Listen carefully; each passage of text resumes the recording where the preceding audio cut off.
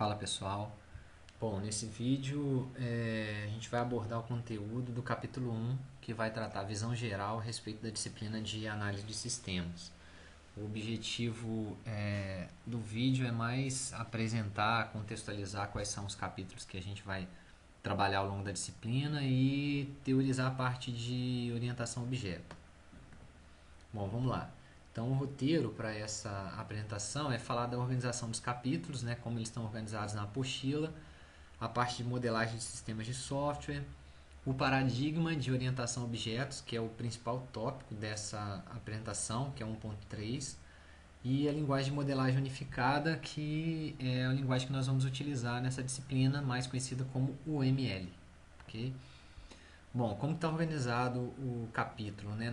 Como está organizado o conteúdo dessa disciplina na apostila? Nós temos 5 capítulos e como eu já falei em outras apresentações, o capítulo 1 e o capítulo 2 são capítulos mais teóricos relacionados aos conceitos aí da disciplina. Capítulo 3, 4 e 5 são fases do processo de desenvolvimento de software e a gente vai ver a teoria e após ter visto a teoria, vocês vão se reunir em grupo e vão realizar atividades práticas para um determinado tema que a gente vai escolher junto ao longo da disciplina. Bom, primeiro, modelagem de sistemas de software. Né? Para a construção de sistemas de software mais complexos, também é necessário um planejamento inicial.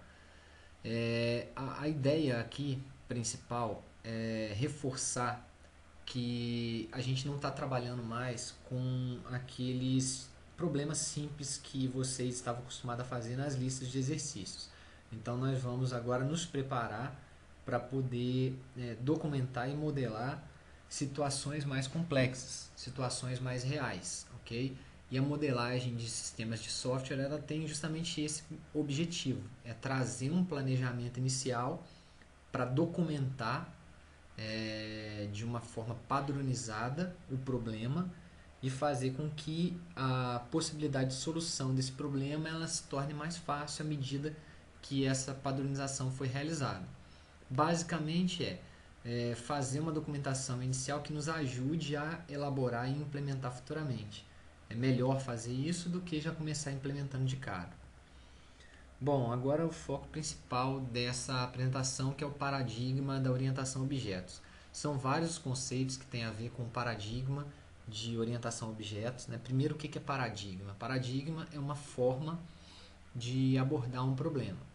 E a gente vai utilizar uma forma orientada a objetos a partir desse momento no curso. Né? Até então, vocês estavam utilizando o paradigma estruturado quando trabalhavam com a linguagem C e agora vocês vão trabalhar com uma linguagem orientada a objetos. Pode ser Java, pode ser C Sharp, pode ser Python, pode ser qualquer outra linguagem. Né? O nosso foco aqui não é a linguagem de programação em si, mas é a ideia, o paradigma de orientação a objetos.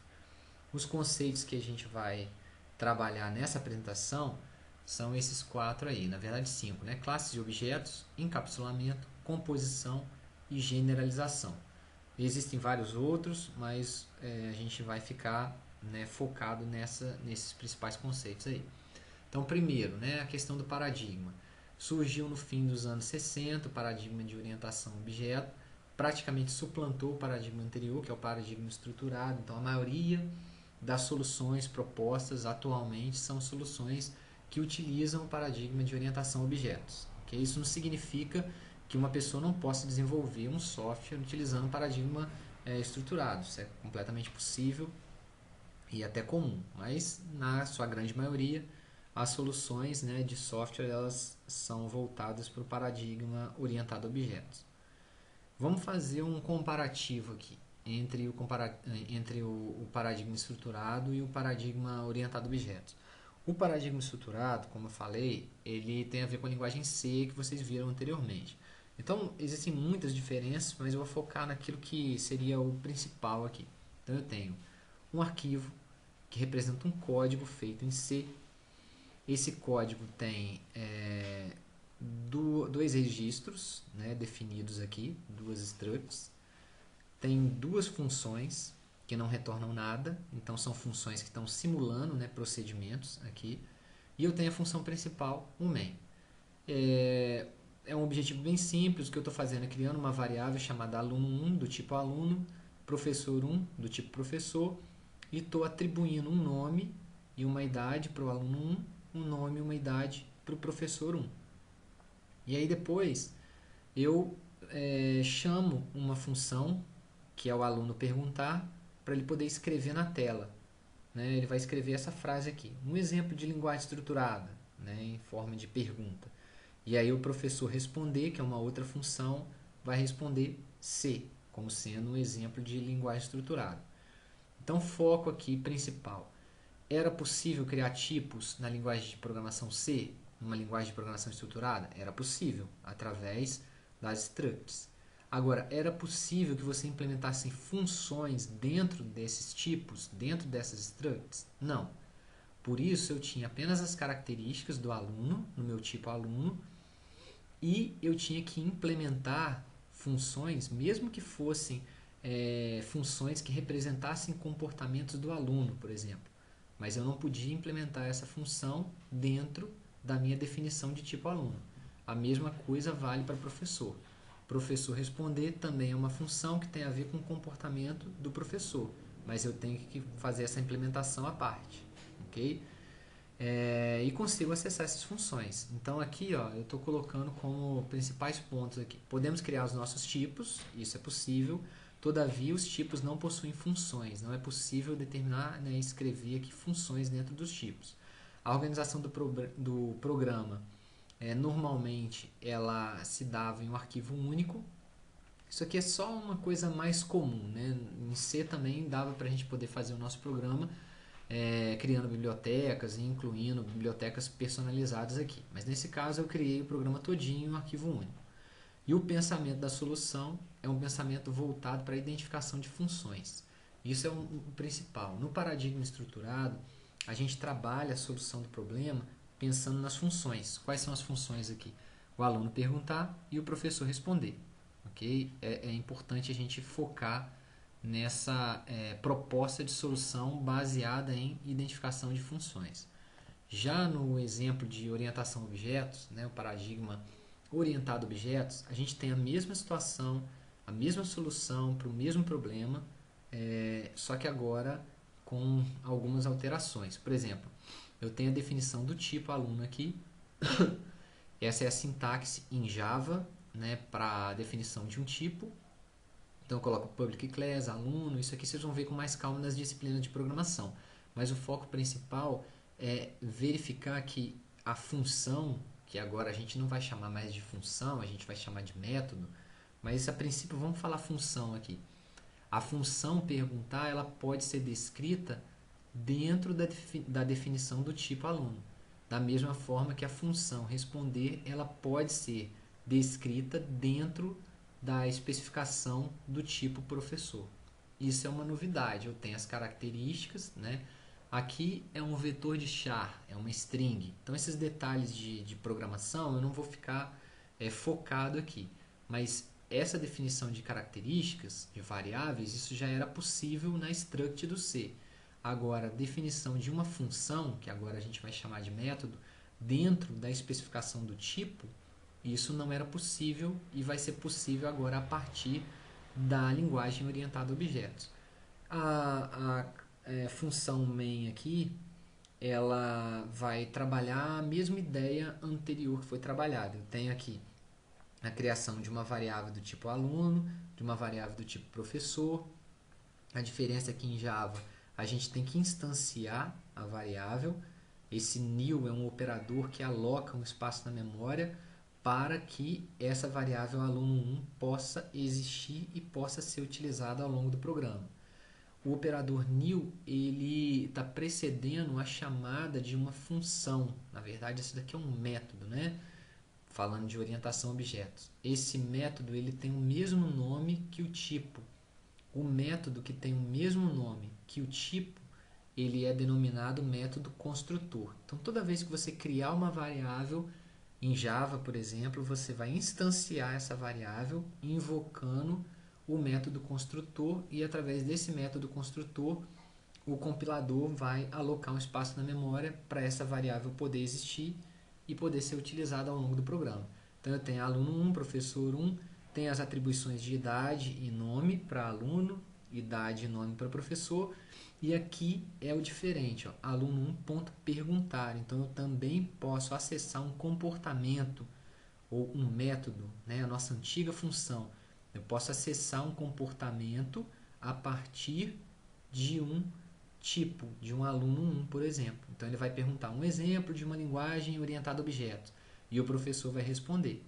Então a gente vai trabalhar os nossos tipos com a possibilidade de possuir funções. Eu coloquei funções entre aspas porque agora a gente vai chamar essas funções de métodos. Isso é uma coisa que a gente não conseguia fazer no paradigma estruturado e que vai ser possível de realizar agora no paradigma orientado a objetos.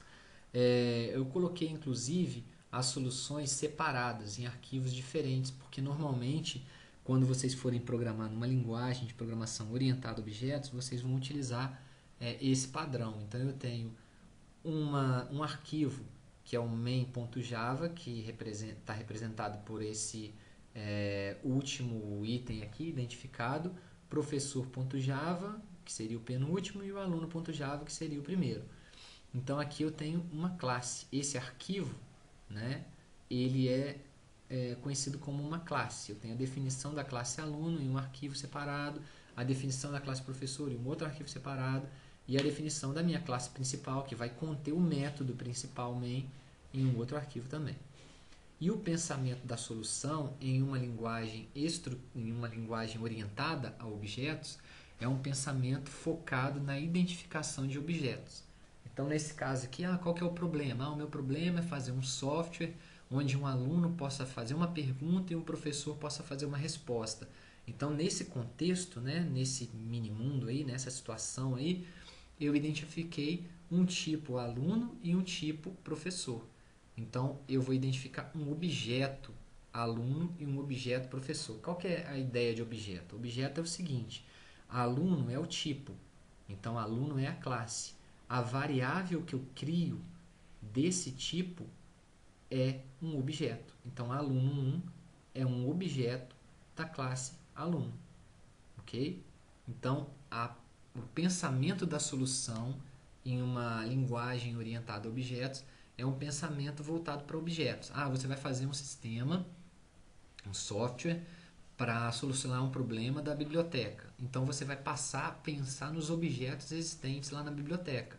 Lá na biblioteca tem livro, lá na biblioteca tem a prateleira. Vai ser importante armazenar alguma informação a respeito da prateleira? Não. Então você, no teu processo de abstração, vai ignorar a prateleira, mas vai considerar o livro.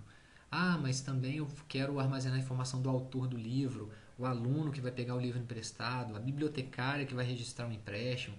Então tudo isso a gente vai ver mais para frente com calma, mas seriam as ideias de objetos, né, que nós vamos identificar para construir a nossa solução voltada a um paradigma orientado a objetos. Bom, no paradigma orientado a objetos, né, os princípios, tudo é objeto. Então, como eu estava falando, mundo real. Você tem uma casa no mundo real, você tem uma pessoa, que é o João, ele tem um carro e ele, quando vai para o serviço, passa por uma determinada árvore, por exemplo. Então, isso daqui são conceitos do mundo real. Vamos colocar que são objetos do mundo real. A gente sabe que, né, a pessoa não é considerada objeto, né, falando na questão de português, né, identificação, mas para nós aqui vamos considerar que seriam objetos do mundo real. E aí a gente vai construir um modelo abstrato, né, para poder identificar esses conceitos e trabalhar em software, né, esses conceitos. Então a casa é uma coisa importante para eu poder armazenar nesse domínio de problema, então eu vou considerar no meu modelo o objeto casa. Essa pessoa, João, ele dirige um carro, então eu também vou considerar. Então a ideia é observar o mundo real e abstrair, né, os principais conceitos e modelar esses conceitos para a realidade software. Bom, beleza. Como que a gente representa um objeto em desenho. A nossa disciplina de análise de sistemas, né, o nosso objetivo principal aqui não é codificação. O nosso objetivo principal é modelagem. Então a gente vai desenhar, né? A gente vai desenhar utilizando uma linguagem padronizada para isso. Qual que é o símbolo de um objeto? O símbolo de um objeto é esse quadrado. E aqui eu tenho a identificação desse objeto. Esse meu objeto é o func1, ele é do tipo funcionário. Na parte do meio desse compartimento, desse quadrado aqui, são definidas as características do objeto. Então ele tem um nome, né, esse funcionário tem um salário e tem uma data de nascimento. E aqui eu tenho já atribuições iniciais para essas características do usuário. No compartimento, né, de baixo, no terceiro compartimento, eu tenho a definição dos comportamentos. Os serviços, as mensagens, né, aquilo que ele pode fazer. Então, o que um funcionário pode fazer? Ele pode informar o salário dele e pode também calcular a idade dele, né, com base na data de nascimento dele, por exemplo. Então, os métodos vão ficar identificados nesse desenho no terceiro compartimento. Essa é a representação gráfica de um objeto utilizando uma linguagem, né, padronizada aí. Classe. O que seria uma classe? A classe ela está muito ligada com a ideia de objeto. Como eu disse, a classe é o tipo e o objeto, os objetos vão ser as variáveis identificadas a partir daquele tipo. Então vamos pensar, lá no contexto da biblioteca, lá tem um livro de UML, lá tem um livro de técnicas de programação avançada, lá tem um livro de banco de dados, lá tem um livro de linguagem de programação, então são vários livros. Então cada livro cada um desses 4 livros seriam os objetos. O livro de UML é um objeto, o livro de linguagem de programação é um objeto, o livro de banco de dados é um objeto. Agora, se eu for pensar ali, poxa, existem coisas em comum entre esses 4 objetos aí. Todos eles têm autores, todos eles têm edição, todos eles têm número de páginas e por aí vai.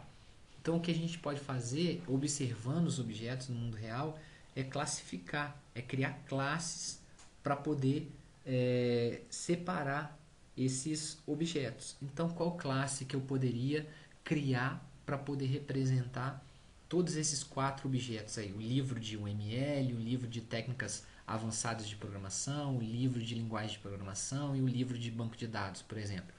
Eu vou criar o objeto, a classe livro. Então, a ideia da classe é que ela funcione como um protótipo, como uma planta de um objeto. A ideia é mais ou menos essa. E aí, a estrutura fundamental em programação, né? A classe é uma estrutura fundamental em programação orientada a objetos. E o que a gente vai identificar, né, quais são os membros de uma classe, né, os itens que nós temos que trabalhar na descrição de uma classe, são os atributos e são os métodos. Então eu tenho aqui um exemplo de um print, né, de uma IDE aqui de programação, e eu tenho classes identificadas. Eu fiz um sistema, que é um sistema de venda, e aí identifiquei o cliente como sendo uma classe, então eu vou poder ter vários clientes, o fornecedor como sendo uma classe, o funcionário como sendo uma classe, e não são apenas objetos concretos, mas também coisas abstratas podem ser identificadas como classes. Então, a oferta de um produto vai ser uma classe, o pedido vai ser uma classe. Então, coisas abstratas também. Exemplo, você foi lá na biblioteca e pegou um livro emprestado. O empréstimo, ele pode ser uma classe. O aluno, ele não devolveu no prazo o livro e vai ter que pagar uma multa. A multa pode ser uma classe. O aluno devolveu o livro. A devolução, ela pode ser uma classe. Então, depois a gente vai ver com calma como identificar classes, né? Mas o principal aqui é falar que a classe ela surge a partir da observação dos objetos do mundo real. Tecnicamente, o que é uma classe? Qual que é a diferença de classe para um objeto? Então, a gente tem essa situação aqui. A classe funcionário, e ela tem como atributos nome, nascimento e salário. E tem como métodos informar salário. Isso aqui seria a definição da classe funcionário. Se eu pego e crio uma variável como sendo do tipo funcionário, essa variável aqui é um objeto. Então, o que é uma classe? Vai ser um arquivo .java, por exemplo, né? Tentando baixar um pouco o nível aqui de abstração. E o que seria o objeto? O objeto vai ser um espaço alocado na memória do computador para que você possa trabalhar valores, né, e atribuir esses valores dentro dessa variável. Então, o objeto é uma variável na memória do computador e a classe vai ser um arquivo com as especificações para a futura criação de objetos. Composição. Composição é outro conceito muito importante no paradigma de orientação a objeto e basicamente ele dá a ideia de que um objeto ele pode conter outro objeto. Já era possível isso na linguagem estruturada, né? Mais ou menos isso, porque uma struct podia conter uma outra struct. Você podia criar uma struct pessoa e uma struct carro e podia falar que uma struct pessoa continha uma struct carro. Então, da mesma forma, a gente vai poder fazer aqui. A gente vai poder criar uma classe e dentro da classe a gente vai poder colocar como atributo uma outra classe. Nesse momento é interessante você parar o vídeo e elaborar o exercício 1 no BlueJ. O BlueJ é uma ferramenta didática, não é uma ferramenta para programação, para desenvolvimento de software, mas é uma ferramenta que a gente consegue criar a classe e visualizar a classe. A gente consegue criar o objeto e visualizar. Por isso, nesse primeiro capítulo, a gente vai utilizar o BlueJ. Mas a partir do segundo capítulo, a gente já vai esquecer o BlueJ e vamos trabalhar com a ferramenta de desenho mesmo. Então, a composição, só para voltar aqui rapidinho, aqui eu poderia criar uma classe funcionário e poderia ter como um dos atributos aqui não apenas o salário, que é do tipo double, que é do tipo simples aqui, mas poderia ter aqui um carro, do tipo carro. E aí carro seria uma outra classe. Então, a ideia de composição é que uma classe possa ter uma outra classe. Ou seja, um objeto possa ter um outro objeto.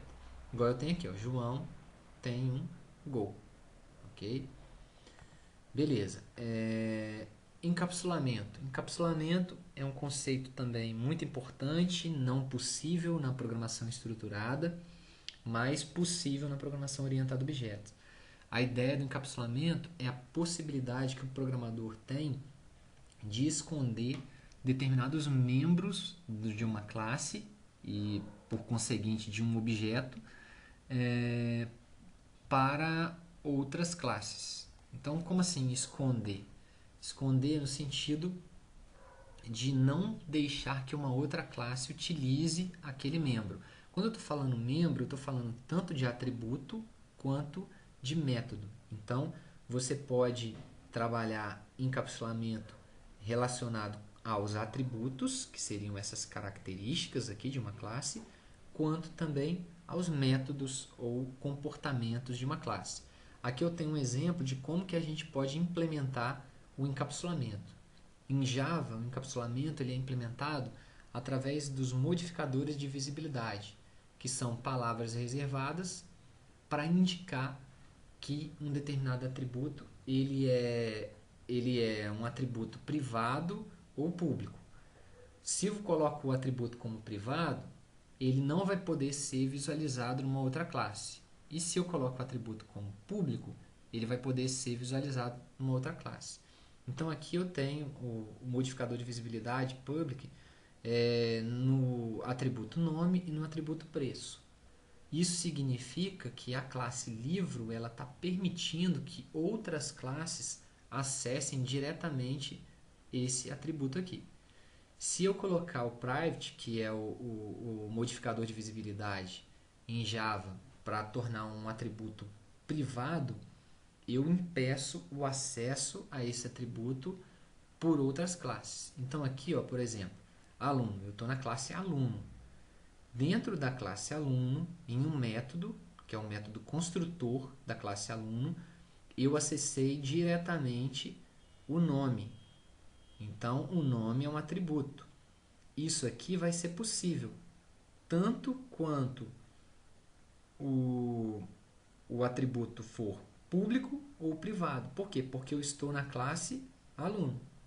Agora, se eu estivesse tentando acessar livro.nome, mas não na classe aluno, se eu tivesse feito a declaração de uma classe livro, de um atributo, de um objeto do tipo livro em uma outra classe, tentasse acessar diretamente esse atributo, não ia ser possível caso esse atributo estivesse como privado. Ok? Para entender melhor esse conceito, vocês vão elaborar o exercício 2 no BlueJ.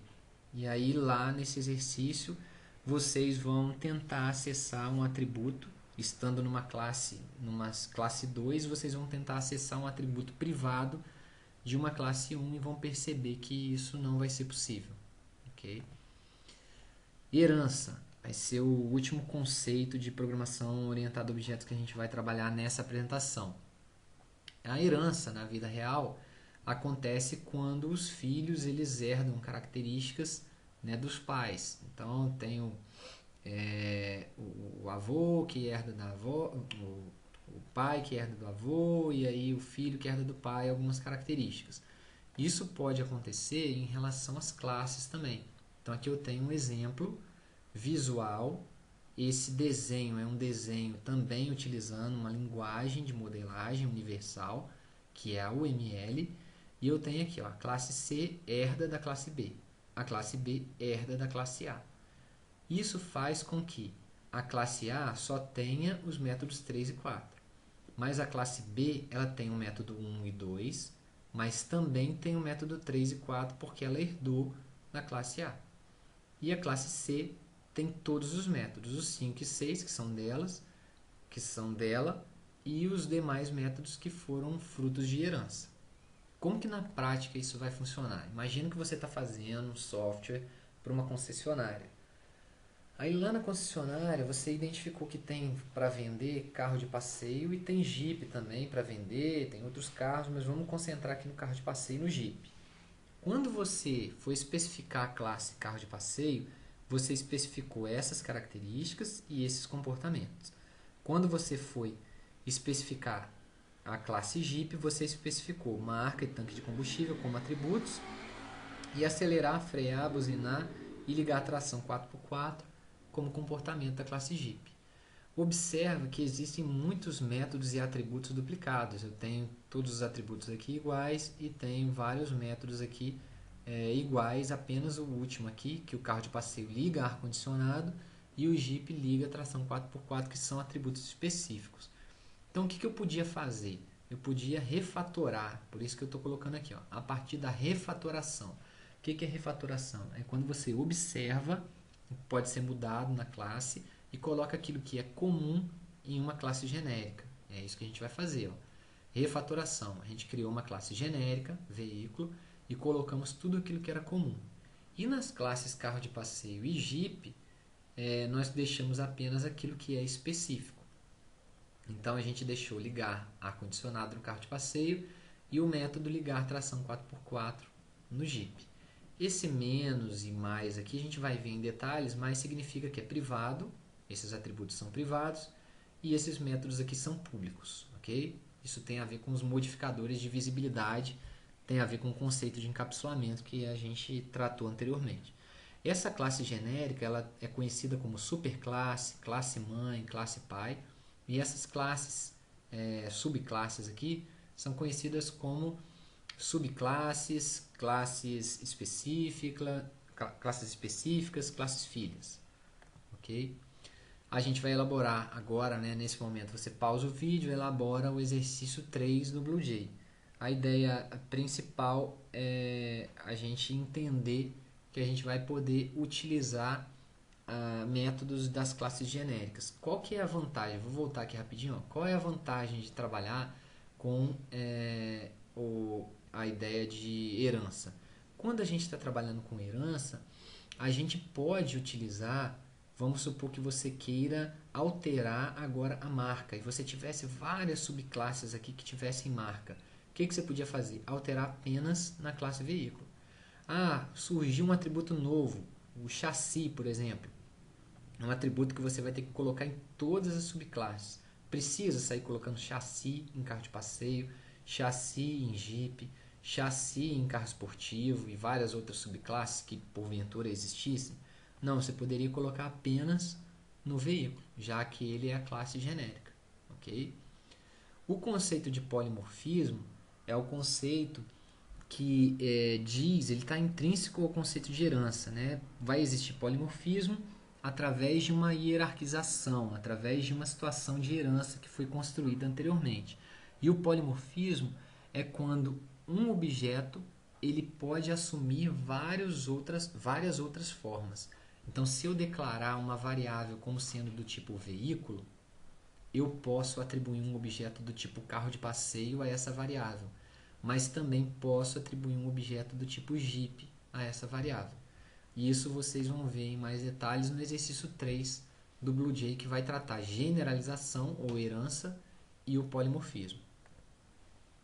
Bom, em relação ao item 1.4, que trata a UML é a linguagem de modelagem unificada. É uma linguagem padrão para modelagem de software e ela contém vários diagramas, vários tipos de desenho. Na disciplina de análise de sistemas, a gente vai ficar preso a esses 3 diagramas aqui. Diagrama de atividade, diagrama de caso de uso, diagrama de classes. Okay? O diagrama de atividades é como se fosse um diagrama de blocos de programação, como se fosse um fluxograma, onde você ia mostrar através de desenho como que se desenvolve uma determinada funcionalidade. Então, quando o aluno ele está querendo pegar um livro emprestado na biblioteca, como que funciona? Ele pega o livro, escolhe, entrega o livro ao bibliotecário, a bibliotecária verifica se esse livro está reservado, verifica se o aluno está em débito com algum outro empréstimo em aberto e aí depois registra e efetiva o empréstimo do livro. Então, tudo isso vai ficar mostrado em desenho através do diagrama de atividade. O diagrama de caso de uso, ele tem o objetivo de colocar na tela quais são as principais funcionalidades do sistema e quais são os usuários responsáveis por aquelas atividades. Então, tem sistemas muito grandes, muito complexos, que tem muitas atividades, e aí existem vários perfis. Então, por exemplo, você tem um sistema que vai trabalhar todas as situações no IFES, por exemplo. Então, o usuário do almoxarifado ele tem acesso a essas funcionalidades. O professor tem acesso a essas funcionalidades. O aluno ele tem acesso a essas outras funcionalidades. O diretor do instituto ele tem acesso a outras funcionalidades. Então, seria um desenho onde mostraria os bonequinhos representando os atores e as principais funcionalidades. E o diagrama de classes tem a ver com tudo isso que a gente está falando agora, que é a identificação dos objetos no mundo real e a modelagem disso para classes. Isso futuramente vai dar origem ao banco de dados. Então aqui eu tenho um exemplo de um diagrama de atividades, onde um cliente está solicitando um determinado filme e aí vai registrar a locação. Né? Ele solicita o filme, o funcionário processa a locação, verifica o estoque daquele filme, atualiza o inventário, calcula a devolução, quanto que ele precisa devolver, registra a locação e aí confirma a locação e finaliza. Esse símbolo é o símbolo de início da atividade e esse símbolo é o símbolo de final da atividade.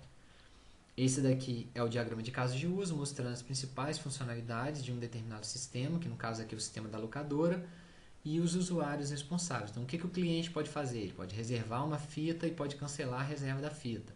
E o usuário, funcionário ou gerente lá da locadora? Ele pode registrar o empréstimo da fita, cancelar o empréstimo da fita, devolver a fita, pagar a multa, etc.